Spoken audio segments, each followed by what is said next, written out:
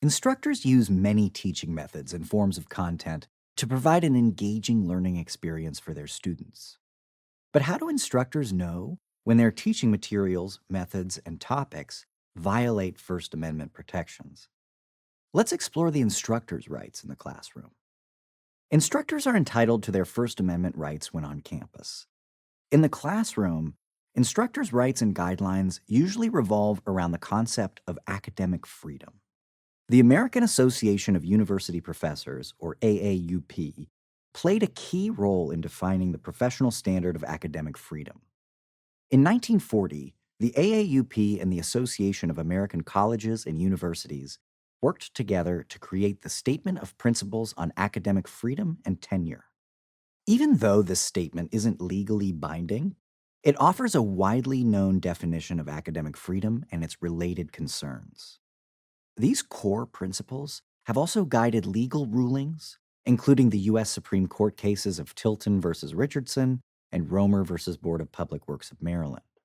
The statement has a few guidelines on the topic of academic freedom. Academic freedom applies to both research and teaching. Teachers are entitled to full freedom in research and in the publication of the results, as long as they have adequately performed their other duties as instructors. The statement also claims that teachers are entitled to freedom in the classroom in discussing their subject, but they should be careful not to introduce into their teaching controversial matter which has no relation to their subject. When the statement was reviewed in 1970, the AAUP clarified that the statement was meant to discourage teachers from discussing irrelevant subject matters, not to discourage thoughtful discussion and the exploration of controversial material. This part of the statement also recommends that limitations of academic freedom because of religious or other aims of the institution should be clearly stated in writing at the time of the appointment. Academic freedom upholds instructors' rights to share their opinions and expertise within subjects that are relevant to their fields. This includes the content they teach, the methods they use, and the materials they select. Let's say that you want to engage in discussions about curriculum design, teaching methods, and course materials for your class. If you've identified challenges and you're advocating for updates to your course, you're within your rights to speak about these issues. And you can make use of your school's procedures for proposing curriculum changes. These professional standards for academic freedom help instructors know what rights they have in the classroom.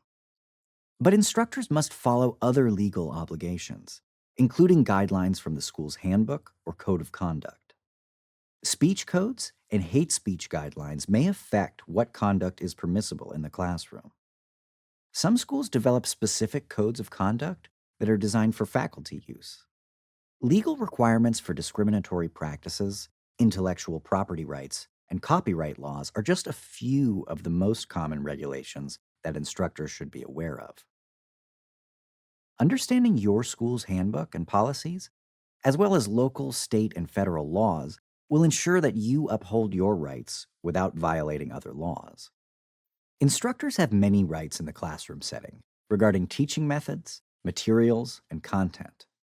Academic freedom upholds these rights and helps teachers create engaging learning experiences that reflect the core values of higher education.